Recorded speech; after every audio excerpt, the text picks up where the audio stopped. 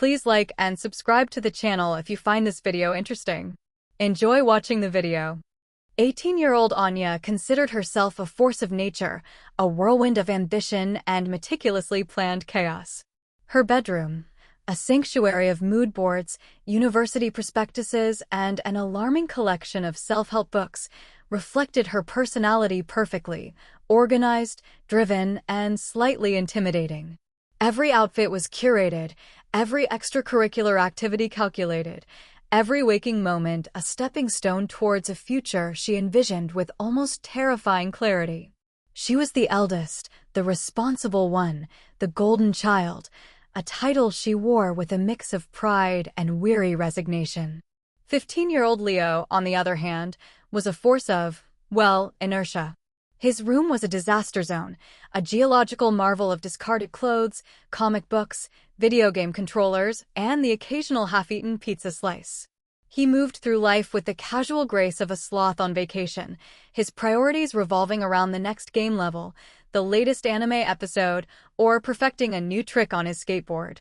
Academics were a necessary evil, chores a myth, and Anya's meticulously planned future sounded like a dystopian nightmare. He was the carefree one, the problem child, in Anya's opinion, a label he embraced with mischievous delight. Their contrasting natures were the primary architects of their daily skirmishes. Mornings were a battlefield over the bathroom, evenings a war zone over the TV remote, and every meal a diplomatic incident waiting to happen. "Leo, have you seen my calculus textbook?" Anya would demand, her voice already edged with exasperation, knowing full well the answer would involve a shrug and a vague gesture towards the abyss of his room. "Yeah, I think I saw it holding up a wobbly table leg in my fort," he'd mumble, not even looking up from his phone, a smirk playing on his lips. "Your fort is a pile of garbage, and that textbook costs more than your entire wardrobe," she'd retort, her hands on her hips, a familiar vein throbbing faintly in her temple. Despite the constant bickering, a deeper current ran beneath their animosity. Anya, for all her sharp words, secretly worried about Leo's lack of direction, his casual disregard for his future. She wanted him to succeed, to find something he was passionate about, even if she'd never admitted in so many words. Her criticisms, though harsh, were often born from a place of genuine concern, masked by her usual bossy demeanor. Leo, in turn, found Anya's relentless ambition exhausting, but he also admired her drive. He knew she worked incredibly hard and, deep down, he was proud of her achievements. He just wished she'd loosen up, breathe a little, and stop treating life like a high-stakes exam. His teasing was often a clumsy attempt to poke holes in her serious facade, to make her laugh, to remind her that there was more to life than perfect grades and a pristine resume.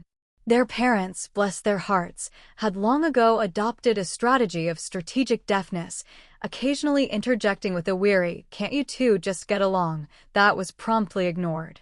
They loved their children equally, but understood that Anya and Leo were two planets orbiting in entirely different, occasionally colliding, trajectories. The tension, however, had been steadily building.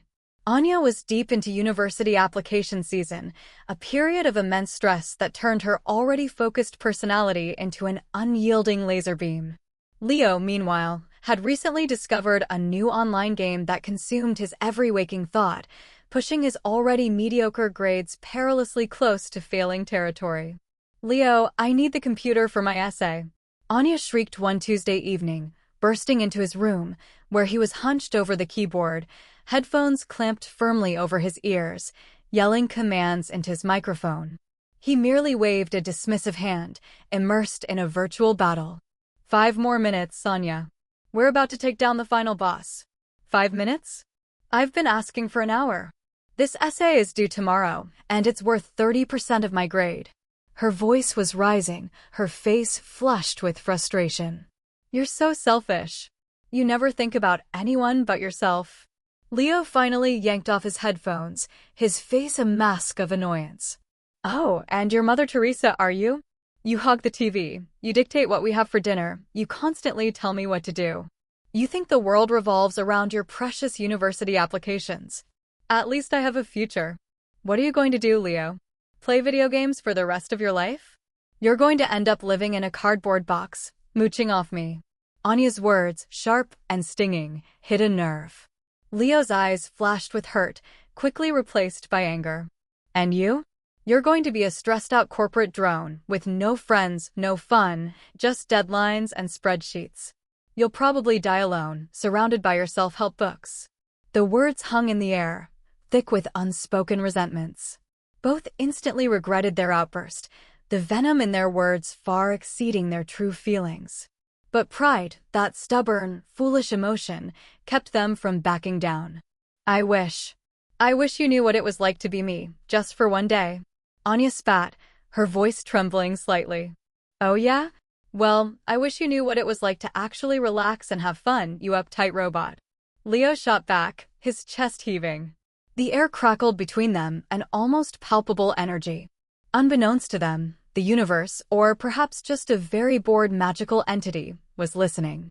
As they glared at each other, the old, antique mirror on Anya's wall, a dusty heirloom that had seen generations of family squabbles, shimmered faintly, almost imperceptibly. A strange, humming sensation filled the room, a subtle shift in the very fabric of reality. Neither of them noticed.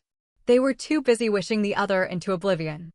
The humming sensation, barely noticed in the heat of their argument, faded as quickly as it appeared. The tension in Anya's room remained, a heavy blanket of unspoken apologies and festering anger. Leo stormed out, slamming the door behind him, while Anya collapsed onto her bed, a single tear tracing a path down her cheek. The night passed in a restless haze for both of them, filled with uneasy dreams of frustrating conversations and looming deadlines. The next morning, the sun streamed through Anya's window, a stark reminder of the new day and, more importantly, the looming calculus exam she had that morning. She groaned, stretching an arm out to slap her alarm clock into submission. But something felt off. Her hand, when it landed on the clock, felt strangely unfamiliar. It was broader, slightly chubbier, and the nails, instead of being neatly manicured, were bitten short. She blinked, her eyes still heavy with sleep, and slowly sat up. A gasp escaped her lips, but it wasn't her own voice. It was deeper, a little crackly, undeniably male. Her head spun. She looked down at her chest, expecting to see the familiar curve, but instead, she saw a surprisingly flat expanse, topped by a baggy, slightly stained t-shirt she vaguely recognized as one of Leo's gaming shirts. Panic, cold and sharp, seized her. She scrambled out of bed, her legs feeling oddly clumsy, longer, more muscular. She rushed to her, or rather, Leo's full-length mirror, her heart pounding against her ribs like a trapped bird. Staring back at her was Leo. Her brother, with his messy brown hair, his slightly crooked nose, his perpetually sleepy eyes, and that faint shadow of stubble that he was so proud of. She reached up a hand to touch his face, her face now, and Leo in the mirror mimicked the action, his expression a mirror of her own utter horror. No, no way, she whispered, her new voice a shock to her ears. This can't be happening. Meanwhile, across the hall, Leo was experiencing his own brand of existential crisis. He awoke to the annoying chirping of Anya's meticulously set alarm, a sound he usually drowned out with a pillow.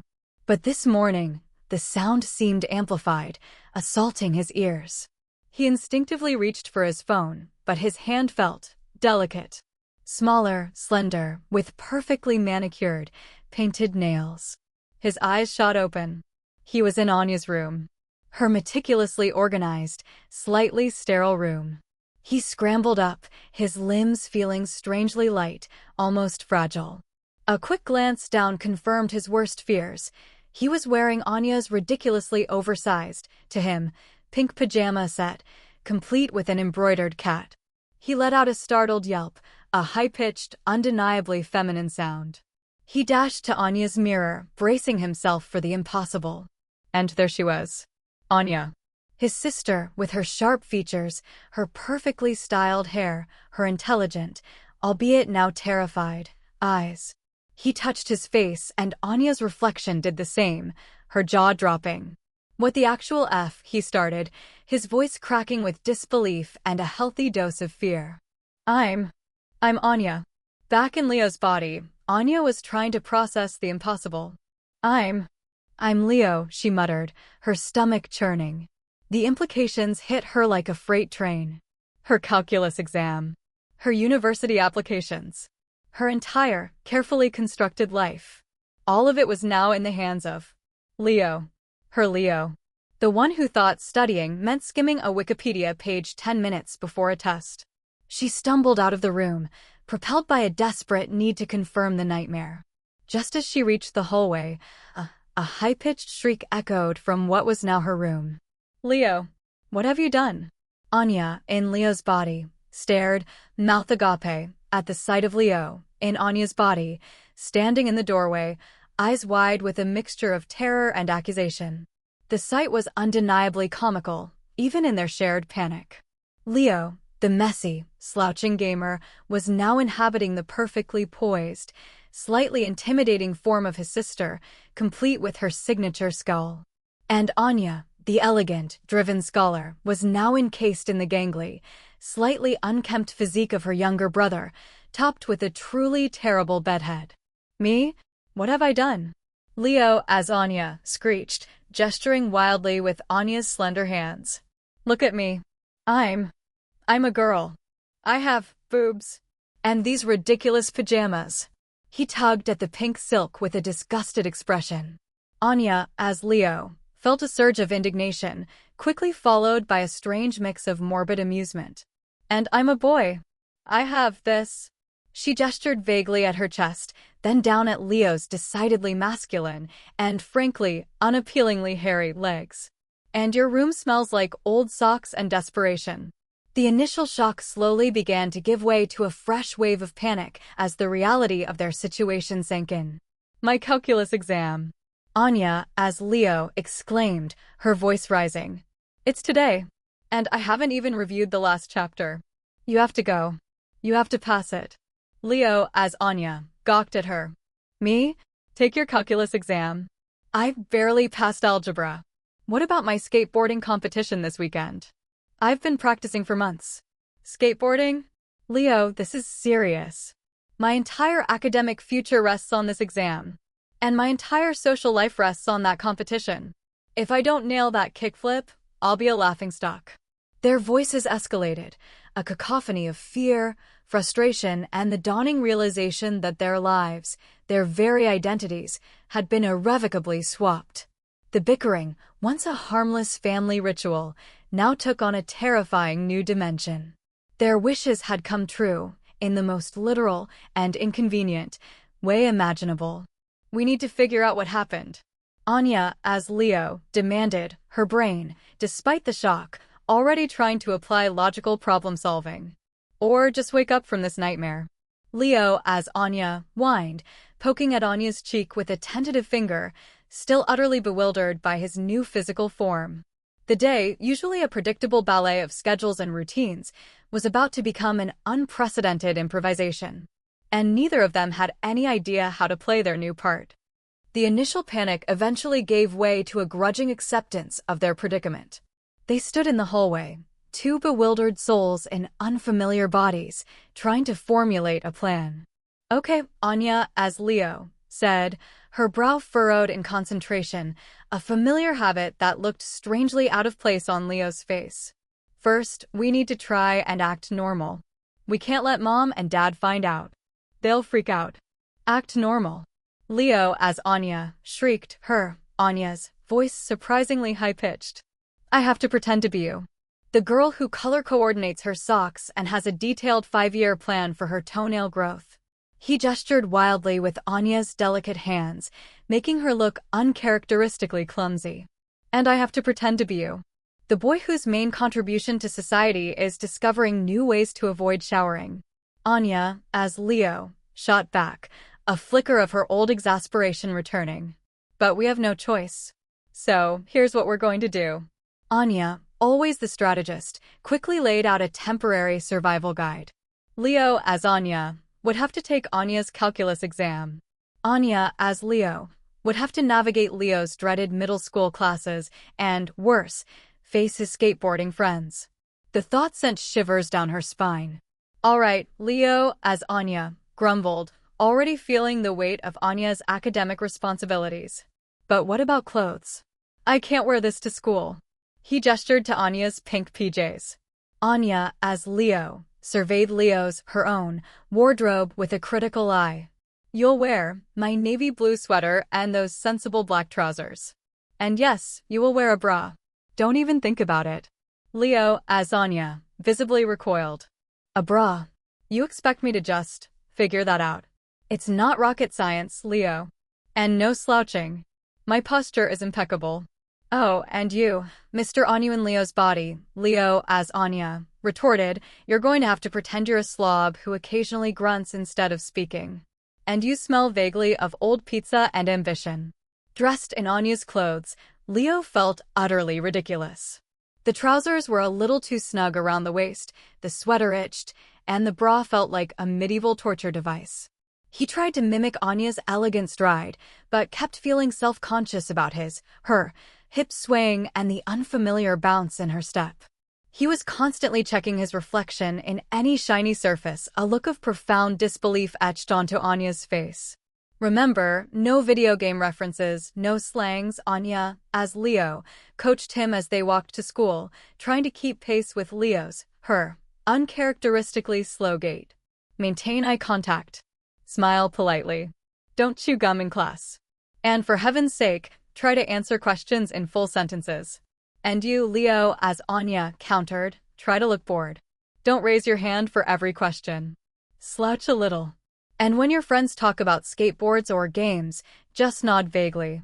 Don't try to correct them on their physics, for once. The first obstacle was their parents. At breakfast, Anya, as Leo, tried to maintain Leo's typical monosyllabic grunts, shoveling cereal into her mouth with gusto, a stark contrast to Anya's usual measured bites. Leo, as Anya, sat straighter than usual, sipping orange juice delicately, trying to project Anya's focused calm, despite the internal scream. Anya, you seem quiet this morning, their mom observed, eyeing Leo, as Anya, curiously. Just thinking about the calculus exam, Leo, as Anya, mumbled, attempting a pensive nod. He hoped it sounded convincing. And Leo, you're actually eating breakfast, their dad chuckled, noticing Anya, as Leo, devouring a second bowl of cereal. Feeling okay, son? Anya, as Leo, grunted, her mouth full, giving a thumbs up that was decidedly un-Anya-like. They made it out the door, barely. At high school, Leo, as Anya, felt like an alien. He navigated Anya's crowded locker, fumbling with the lock. He saw Anya's friends, a group of equally ambitious and well-dressed girls, approaching. Hey, Anya, one of them chirped. Ready for calculus? I'm so nervous. Leo, as Anya, offered a weak, Anya-like smile. Just trying to stay calm. Inside, his mind was a blank. Calculus? What even was a derivative? He spent the entire exam frantically trying to decipher Anya's neat, organized notes, which looked like hieroglyphics to him. He filled in answers based on gut feeling and the vague memories of equations Anya had tried to drill into his head over the years. He was convinced he had single-handedly destroyed Anya's GPA. Meanwhile, at middle school, Anya, as Leo, was having her own hellish experience. Leo's friends, a boisterous group of energetic boys, greeted him, with a barrage of fist bumps and insider jokes she didn't understand. Dude, you gotta see this new trick I mastered in Galaxy Conquerors, one friend exclaimed, pulling out his phone. Anya, as Leo, forced herself to nod, trying to recall any detail Leo had ever mentioned about the game. Cool, she managed, trying to sound nonchalant. Then came gym class. Leo, despite his lazy demeanor, was surprisingly agile and good at sports. Anya, on the other hand, considered gym an unnecessary interruption to her studies.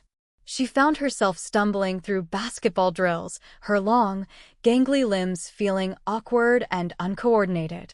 Her usual grace was gone, replaced by Leo's more haphazard movements, but without Leo's natural athleticism. She felt a burning embarrassment as she tripped over her own feet, missing easy shots and earning confused glances from Leo's friends. "Leo, you feeling okay, man?" one friend asked, genuinely concerned as Anya, as Leo, wheezed after a particularly bad sprint. "You look like you're about to pass out." "Just tired," Anya, as Leo, gasped, her face flushed. The biggest challenge came during lunch. Leo's friends were animatedly discussing the upcoming skateboarding competition. Anya, as Leo, tried to stay quiet, hoping to blend in, but then the topic turned to Leo's signature move. "Dude, are you going to try the atomic flip this weekend?" a friend asked, nudging him. Everyone's hyped to see it. Anya, as Leo, froze. The atomic flip? She knew nothing about it. Her brain, usually quick to analyze and strategize, was drawing a complete blank. She had no idea how to even stand on a skateboard, let alone perform a flip. Yeah, she said, trying to sound confident, but her voice cracked slightly. "Definitely. Just refining it." She saw a flicker of doubt in her Leo's friend's eyes. This was going to be harder than she thought. Her meticulous world was crumbling, replaced by the unpredictable chaos of Leo's life. And somewhere, in Anya's body, Leo was probably flunking an exam that meant everything to her. The day dragged on, a bizarre tapestry of mistaken identities and internal panic. As they finally met up after school, walking home in a tense silence, the events of the day weighing heavily on them, a new wave of realization washed over them. They weren't just living someone else's life. They were potentially ruining it. "I think I failed your calculus exam," Leo, as Anya, confessed, his voice small, Anya's usual confidence completely absent. "I'm so sorry, Anya. I tried, but it was impossible." Anya, as Leo, sighed, a heavy, un-Leo-like sound. "And I nearly broke my neck in gym, and I have no idea what an atomic flip is. Your friends think I've gone crazy." For the first time all day, there was no anger, no accusation, just a shared sense of dread and vulnerability. They had wished for the other to understand their life, and now they were being forced to live it. And it was far more complicated, and far less enjoyable than either of them had ever imagined. The confession in the previous part had diffused some of the immediate anger, replacing it with a mutual, albeit reluctant, understanding. Their usual bickering had been replaced by a quiet desperation. They had to figure this out, not just for themselves, but for each other. The next few days were a blur of awkward encounters and frantic, whispered consultations. Anya, as Leo, found herself immersed in a world she never knew existed, the intricate social hierarchy of middle school boys. She learned about the unspoken rules of dibs on gaming consoles, the subtle art of the dismissive shrug, and the critical importance of knowing the latest internet memes. Leo's friends, usually boisterous and demanding, were surprisingly protective of her, when she seemed lost or confused. She saw a side of Leo's life that was genuinely fun, filled with camaraderie and unburdened by the relentless pressure she usually felt. She even managed a few passable rounds of his favorite video game, much to the surprise and delight of his friends, who cheered him, on with genuine enthusiasm. However, the atomic flip hung over her like a dark cloud. She discreetly watched YouTube tutorials, trying to understand the physics of a skateboard. Her body, Leo's body, felt surprisingly strong and agile, but the sheer coordination required seemed impossible. She snuck out to the park a few times, trying to practice basic maneuvers, only to end up with scraped knees and a bruised ego. Leo's natural talent was glaringly absent, and she began to appreciate the hours he must have put in, even when she thought he was just wasting time. "Your skateboarding friends are expecting you to do an atomic flip at the competition," Anya, as Leo, reported one evening, her face grim. "I can barely stay on the board without falling." Leo, as Anya, paled. "The atomic flip? That's my signature move. You have to do it." "I literally have no idea how." Leo, "Do you have any idea how complicated it is?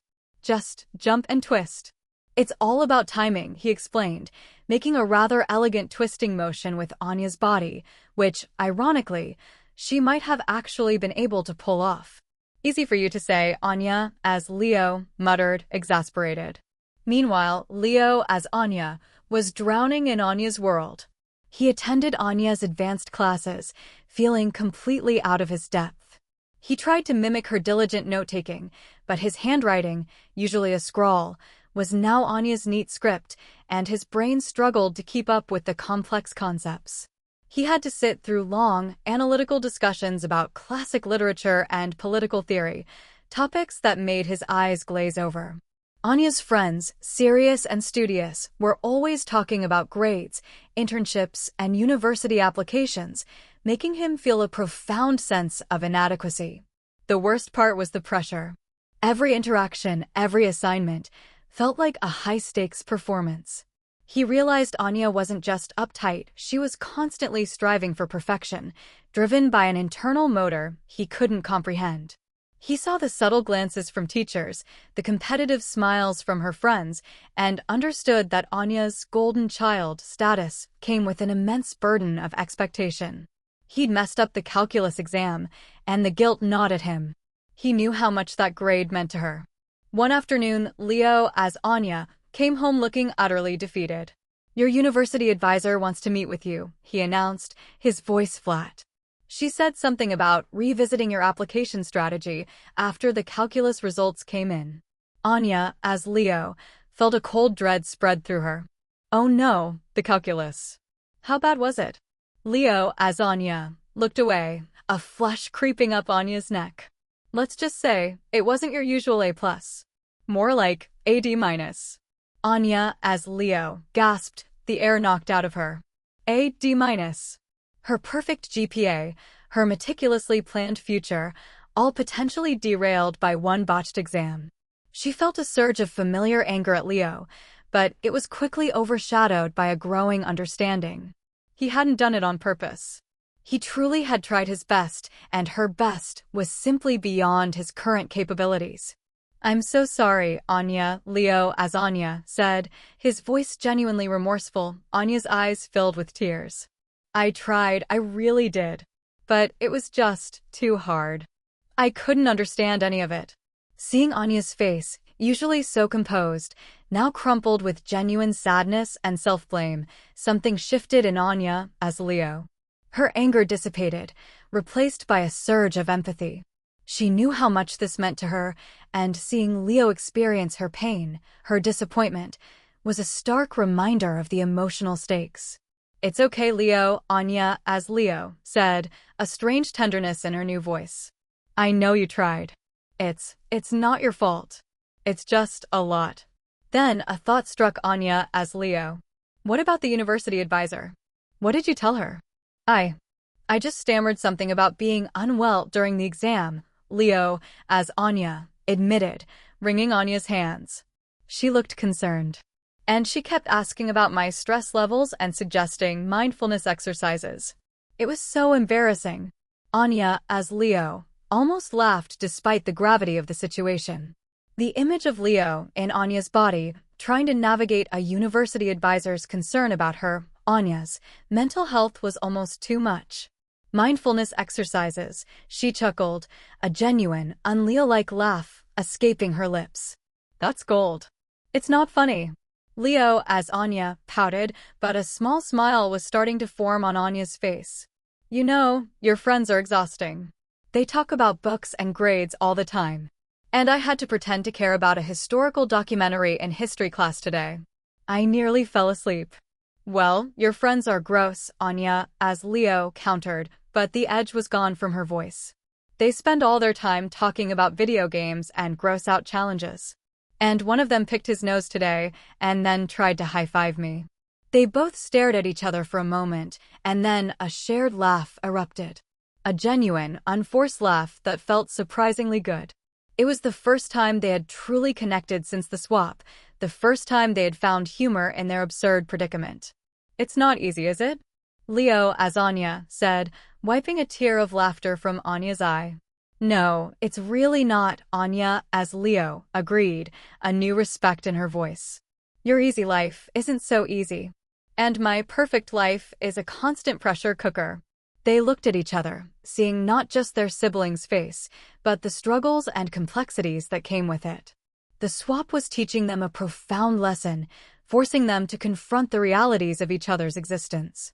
The irritation was still there, but now it was tinged with a dawning empathy.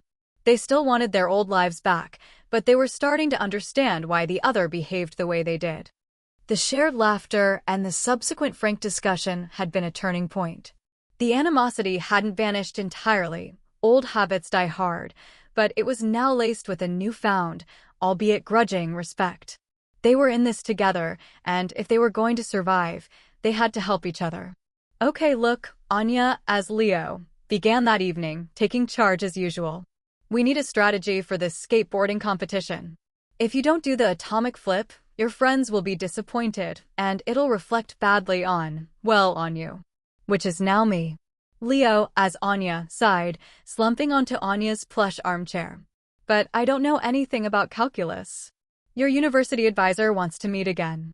And I have to give a presentation in English class next week on some obscure poet Anya loves. I can't even pronounce his name. Anya, as Leo, paused. Okay, we'll tackle that too. First, the skateboarding. The atomic flip. Explain it to me. Every detail. Leo, as Anya, brightened slightly, his passion for the sport momentarily overriding his discomfort in Anya's body. He launched into a surprisingly detailed explanation, using Anya's slender hands to demonstrate the intricate foot placement, the flick of the ankle, the precise timing of the jump and twist. Anya, as Leo, listened intently, her logical brain dissecting the movements, translating them into a series of steps. So, it's about kinetic energy, momentum, and precise pressure points, Anya, as Leo, mused aloud, her eyes gleaming with the challenge. It's almost like a physics problem. Leo, as Anya, stared at him. Yeah, sure, physics problem. It's called being awesome, Anya. But he was secretly impressed that she was even attempting to understand. They spent the next few days in secret training. Anya, as Leo, would sneak out to the park, Leo, as Anya, riding along on his old skateboard, offering live coaching. Leo, despite being in Anya's body, could still instinctively feel the board, guiding Anya, as Leo, through the motions. No, your front foot needs to be angled more. Leo, as Anya, would yell, demonstrating with Anya's, unskateboarding-friendly shoes. And don't look down. Trust your feet. Anya, as Leo, stumbled, fell, scraped her knees, and cursed under her breath, a string of profanities that would make Leo proud. She pushed through the frustration, her innate determination fueled by the desire not to let Leo down. To her surprise, she found a strange satisfaction in the physical challenge, something her academic life rarely offered. She wasn't naturally graceful, but she was disciplined. And slowly, painstakingly, the atomic flip began to take shape. It wasn't perfect, not yet, but it was possible. In return, Anya, as Leo, took on the role of Leo's academic coach. Each evening, they would sit down, Anya, as Leo, patiently explaining calculus concepts using analogies that even Leo, as Anya, could grasp. Think of it like this, Leo, Anya, as Leo, would say, using a comic book illustration as a prop. The derivative is like telling you how fast a superhero is flying at this exact moment, not just their average speed. Leo, as Anya, still struggled, but having Anya's brilliant mind, even if it was housed in Leo's body, made a difference. He started to understand why Anya found these subjects so engaging.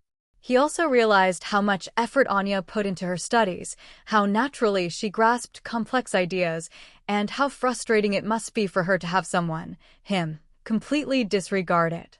For the university advisor meeting, Anya, as Leo, coached Leo, as Anya, on what to say, how to project confidence, and how to subtly hint at personal challenges without revealing the swap.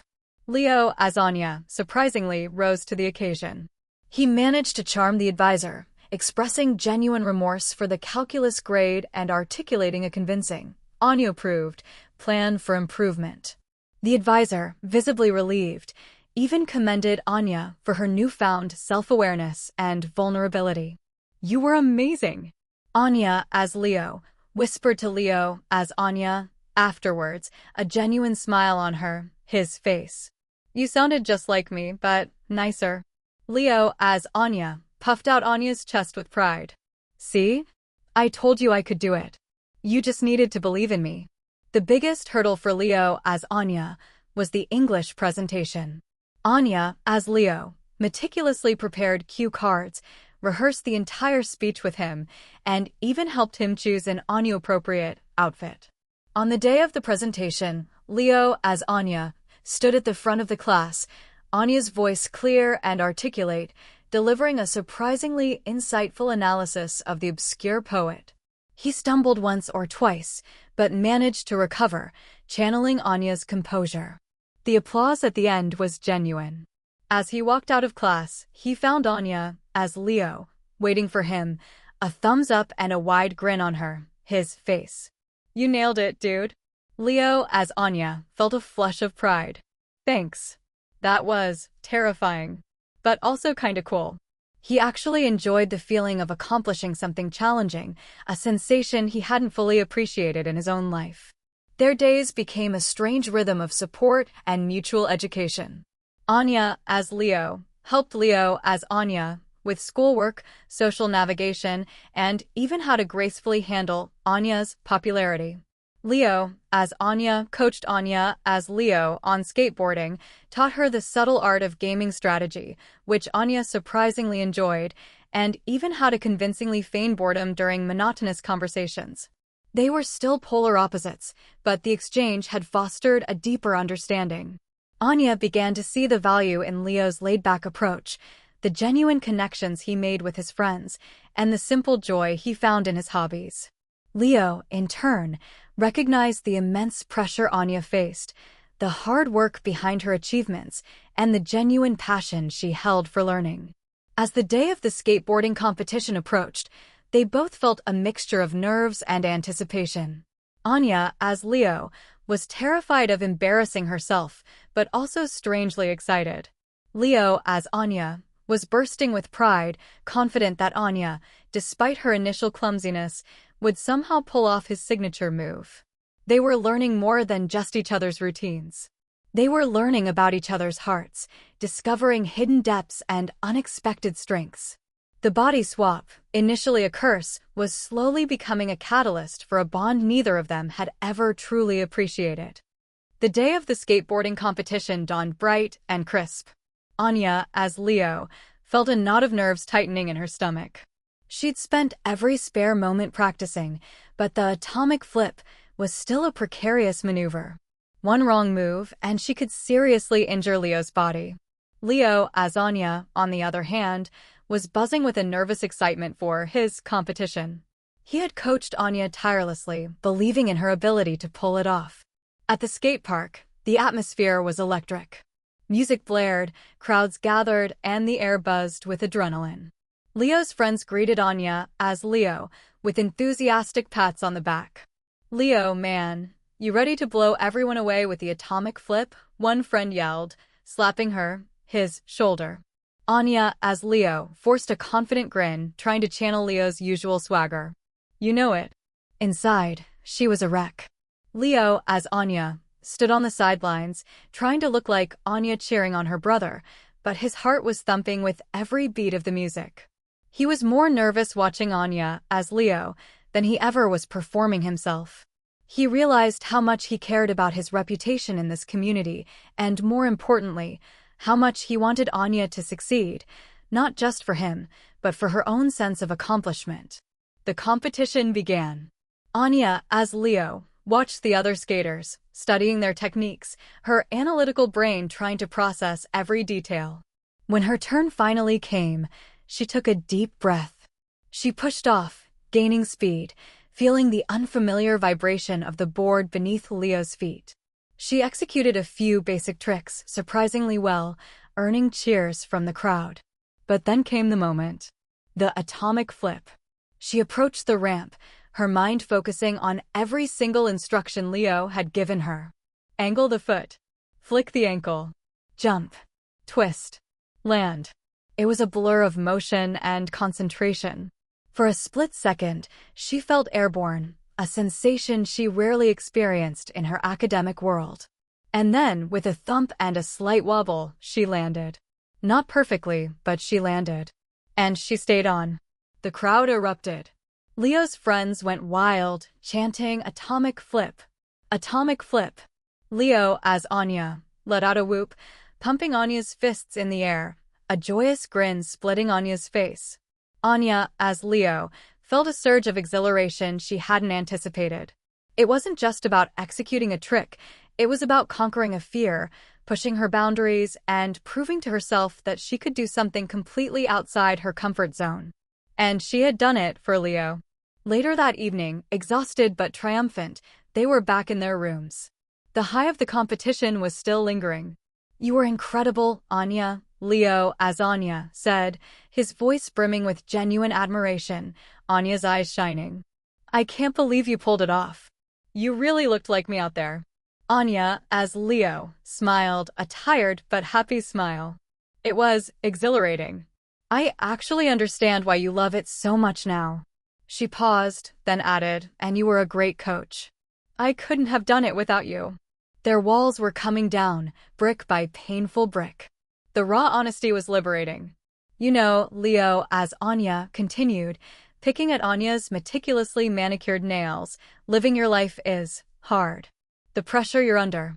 All the expectations. I get why you're always so stressed." He looked up, his expression serious. "I also realize how much you do, how smart you are, how much you care about your future. Anne, I messed up your calculus grade. I'm really sorry." Anya, as Leo, shook her head. "It's okay, Leo. I understand. And living your life, it's not all games and fun. You work hard at your passions, even if they're not academic. And you have really loyal friends. You care about people." She hesitated. I guess I always thought my way was the only right way. But seeing your life, through your eyes, it's made me realize there's more to it than just getting ahead." The conversation drifted, flowing easily between them for the first time in memory. They talked about their struggles, their embarrassments, their unexpected joys during the swap. Leo, as Anya, confessed to accidentally ripping a page from one of Anya's favorite rare books. Anya, as Leo, stifled a gasp, but let it go.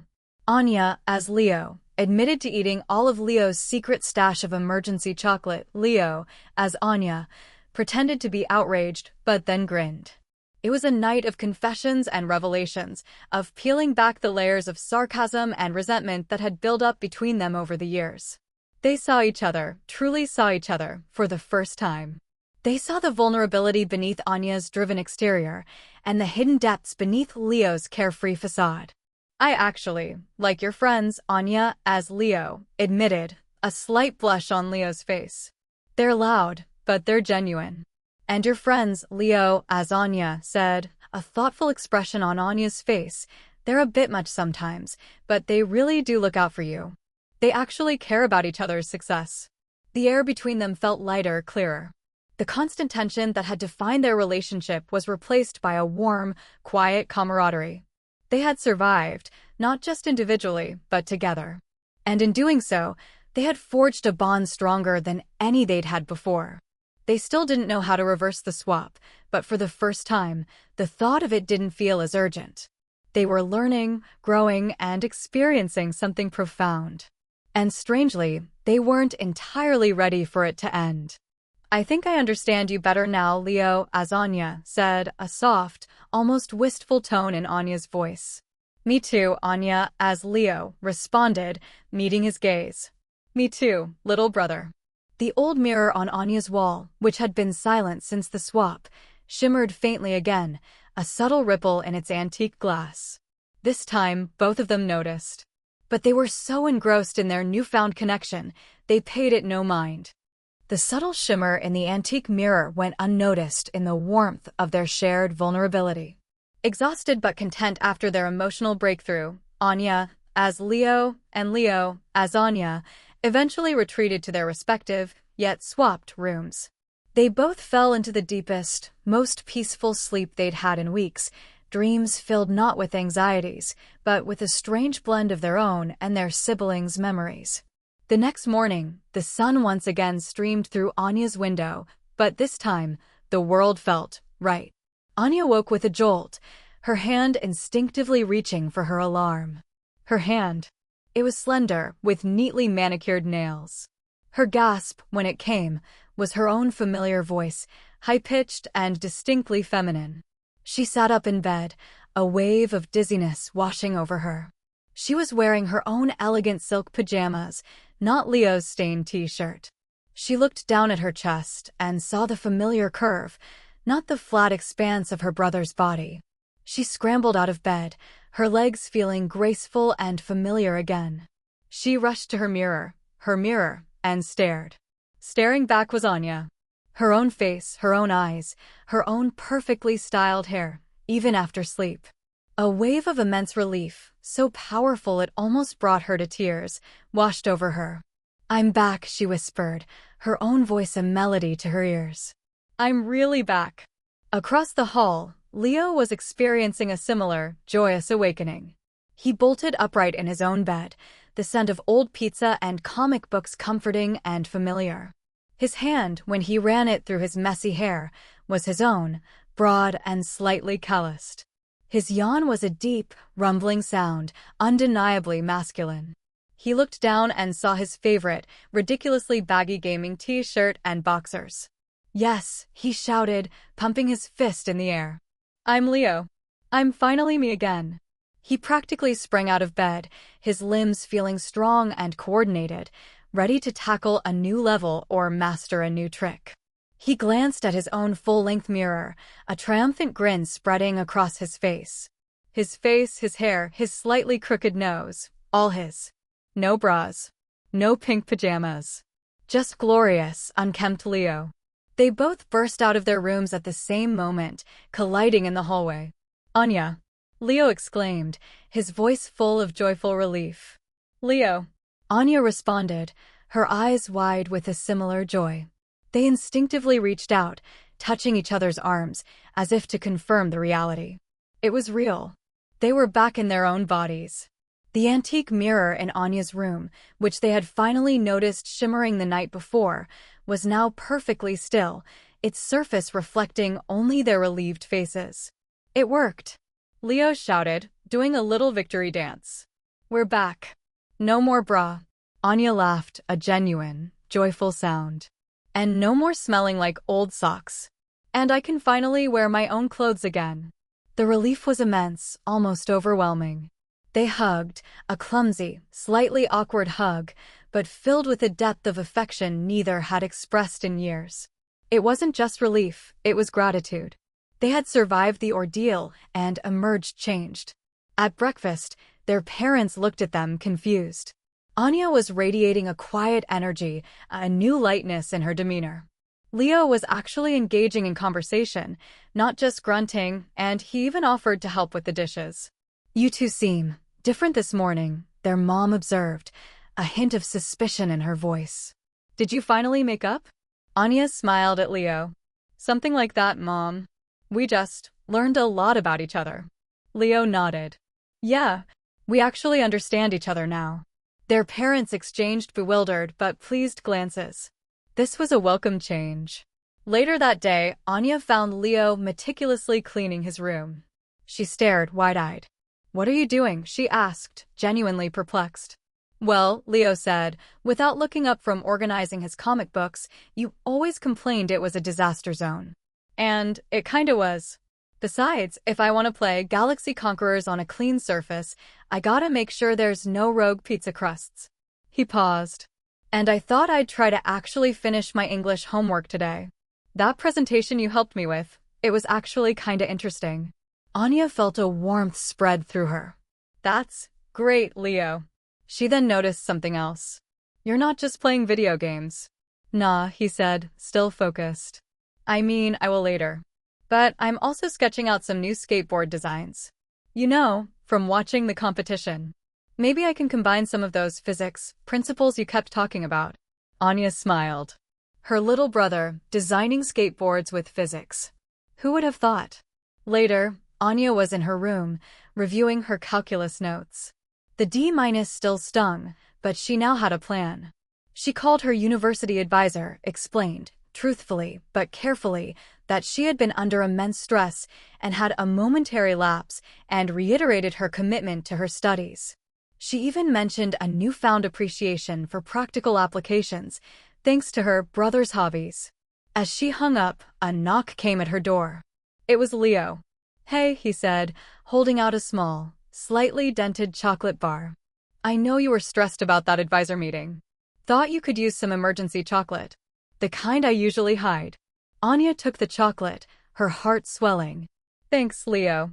That's really thoughtful." And he continued, a slight blush on his face, "I've been thinking about your university applications. Maybe I could actually help you proofread some of your essays? You know, for a fresh perspective. And to make sure you're not too much of an uptight robot." Anya laughed, a genuine, unforced laugh that felt wonderful. "I'd like that, Leo. I'd like that very much." They sat together, talking, planning, not as sparring partners, but as siblings who had faced an extraordinary challenge and emerged with a deeper bond. The old mirror in Anya's room reflected their images, two individuals who were finally comfortable in their own skin and, more importantly, comfortable with each other. The swap had been terrifying, frustrating, and incredibly difficult, but it had ultimately given them something invaluable: empathy, understanding, and a renewed love for their unique, individual lives and for each other. The weeks that followed the body swap were a testament to the profound shift in Anya and Leo's relationship.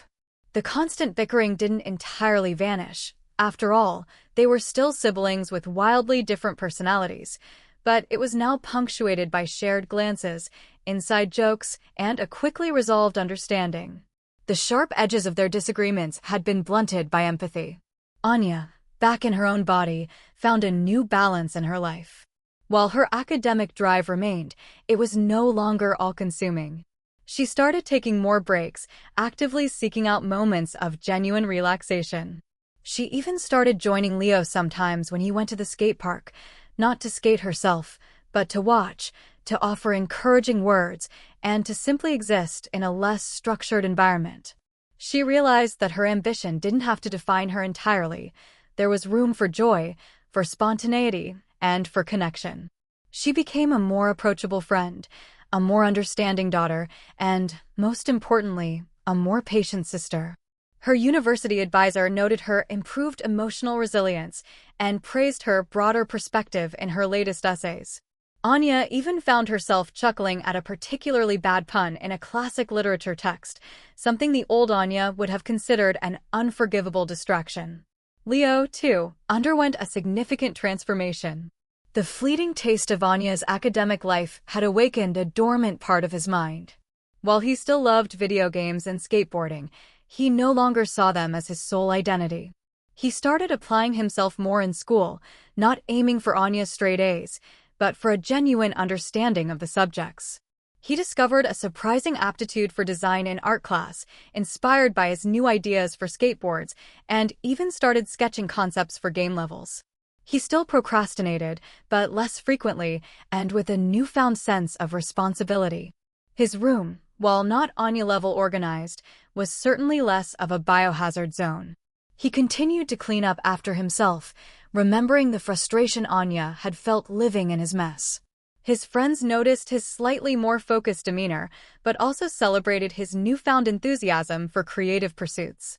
One evening, Anya caught Leo engrossed in a documentary about quantum physics, a subject she had always found fascinating. "Watching physics, Leo," she teased, a warm smile on her face. "Who knew you had it in you?" Leo grinned, not even looking up. "Hey, if it helps me understand how to make a skateboard defy gravity, I'm all for it. Besides, some of it's actually pretty cool. You know, when it's not trying to make my brain melt." Anya sat down beside him, genuinely interested. "I'm glad. There's a whole world out there, Leo." "Yeah," he replied, turning to her. "And there's a whole lot more to your world than I thought too, Anya. Less uptight robot, more secretly awesome and surprisingly athletic." They both chuckled. The labels they had once flung at each other now felt like affectionate jokes, stripped of their former sting. Their parents were, understandably, thrilled. The constant bickering had been replaced by a quiet harmony and, sometimes, even genuine laughter. They watched their children, both thriving in their own ways, their personalities still distinct, but now wonderfully complementary. They saw Anya embracing fun and flexibility, and Leo finding focus and ambition. The antique mirror in Anya's room remained on the wall, a silent, knowing observer. It was just a mirror again, reflecting their everyday lives. But for Anya and Leo, it was a subtle reminder of the impossible journey they had shared, a journey that had fundamentally reshaped who they were and how they saw each other. The body swap had been a chaotic, bewildering, and often hilarious ordeal. It had forced them into uncomfortable situations, made them question their own identities, and challenged every preconceived notion they held about the other. But through it all, they had learned the invaluable lesson of empathy. They had truly walked a mile in each other's shoes, experienced the pressures, the joys, and the struggles of the other's life. They still had their individual paths to follow. Anya would go on to university, pursuing her academic dreams with renewed vigor and a healthier perspective. Leo would continue to explore his passions, now with a greater sense of purpose and a more balanced approach to his responsibilities. They would face new challenges and celebrate new triumphs, each in their own way. But now they would do so with a deeper understanding of each other, a stronger bond, and an unwavering love that transcended their differences. They had discovered that while their personalities might be opposite, their hearts, at their core, always wished the best for the other. The swap had not just exchanged their bodies, it had exchanged their perspectives, allowing them to finally see the best in each other and in themselves. And that, they knew, was a magic far more powerful than any ancient mirror. The end.